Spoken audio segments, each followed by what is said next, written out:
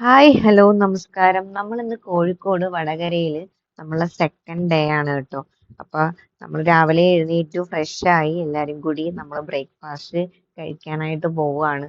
അപ്പൊ നമ്മളത് കഴിഞ്ഞതിന് ശേഷമാണ് നമ്മൾ സ്റ്റേജിലോട്ടൊക്കെ പോയി റിഹേഴ്സൽ കാര്യങ്ങളെല്ലാം നോക്കണ്ടേ. ഇന്നലെ രാത്രി വന്നുകൊണ്ട് തന്നെ നമുക്ക് ക്ലിയർ ആയിട്ടൊന്നും കാണാനൊന്നും പറ്റിയിട്ടില്ല.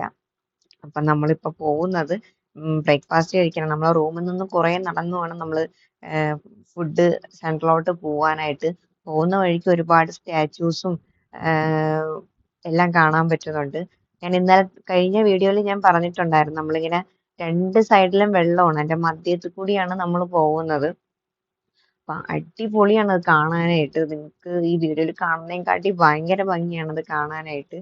അപ്പൊ നമ്മളിത് പോണ വഴിക്ക് തന്നെ നമ്മൾ കഴിക്കാൻ പോണ ഒരു സൈഡിലോട്ടാണ് ഒരു വണ്ടി ഇരുന്നത്. അപ്പൊ ഞാൻ അതിനകത്ത് കയറി കുറെ ഫോട്ടോസും വീഡിയോസും ഒക്കെ എടുത്തായിരുന്നു. ഒരു അടിപൊളി വണ്ടിയായിരുന്നു കേട്ടോ, ഭയങ്കരമായിട്ട് എനിക്ക് ഇഷ്ടപ്പെട്ട്. അത് കഴിഞ്ഞിട്ട് നമ്മളിതാ ഫുഡിന്റെ ഏരിയയിലോട്ടാണ് നമ്മൾ അത് കഴിഞ്ഞിട്ട് പോകുന്നത്. ഭയങ്കര വലിയൊരു സ്പേസ് ആണ്. ഞാൻ കഴിഞ്ഞ വീഡിയോയിൽ ഞാൻ പറഞ്ഞിട്ടുണ്ടായിരുന്നു, ഭയങ്കരമായ വലിയൊരു സ്പേസ് ആണ്. എനിക്ക് ഇത്രത്തോളം കാണിക്കാനൊന്നും പറ്റിയിട്ടില്ലായിരുന്നു കഴിഞ്ഞ വീഡിയോയിൽ. കാരണം നൈറ്റ് ആയതുകൊണ്ട് നമുക്ക് ഒരുപാട് കാണിക്കാൻ പറ്റിയില്ലായിരുന്നു. ഒരുപാട് ലേറ്റ് ആയായിരുന്നു. അങ്ങനെ നമ്മൾ ഫുഡ് ഏരിയയിലോട്ട് വന്ന് ഇഡലിയും സാമ്പാറും ചമ്മന്തി കറിയായിരുന്നു നമ്മളെ രാവിലത്തെ ബ്രേക്ക്ഫാസ്റ്റ് എന്ന് പറയുന്നത്. പിന്നെ ചായയും കോഫിയും ഉണ്ടായിരുന്നു. ഏത് വേണമെങ്കിലും നമുക്ക് ചൂസ് ചെയ്യാം. അത് കഴിഞ്ഞിട്ട് നമ്മൾ നേരെ പോണത് സ്റ്റേജിലോട്ടാണ്. സ്റ്റേജിൽ പോണ വഴിയാണ് കേട്ടോ ഇത്. നമ്മളെ റൂമിൽ നിന്ന് ഒരുപാട് നടക്കാനായിട്ടുണ്ട്. നമ്മൾ സ്റ്റേജിലോട്ട് നടന്നാണ് പോകുന്നത്. ഇത് മൊത്തം ക്രാഫ്റ്റ് വില്ലേജിന്റെ ഏരിയ ആണ് ഇതെല്ലാം ഫുൾ വരുന്നത്.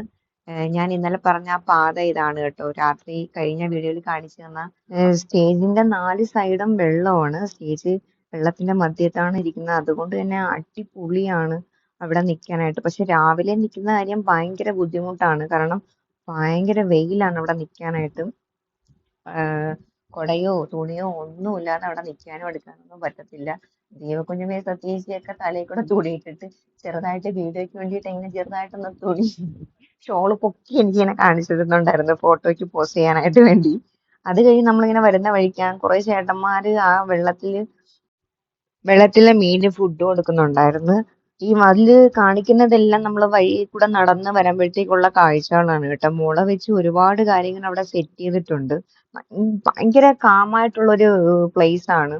പിന്നെ ഞാൻ ഇന്നലത്തെ ആ വീഡിയോയിൽ കാണിച്ചു തന്നത് രാത്രിത്തെ വ്യൂ ആണ്. ഇത് രാവിലത്തെ വ്യൂ ആണ് കേട്ടോ.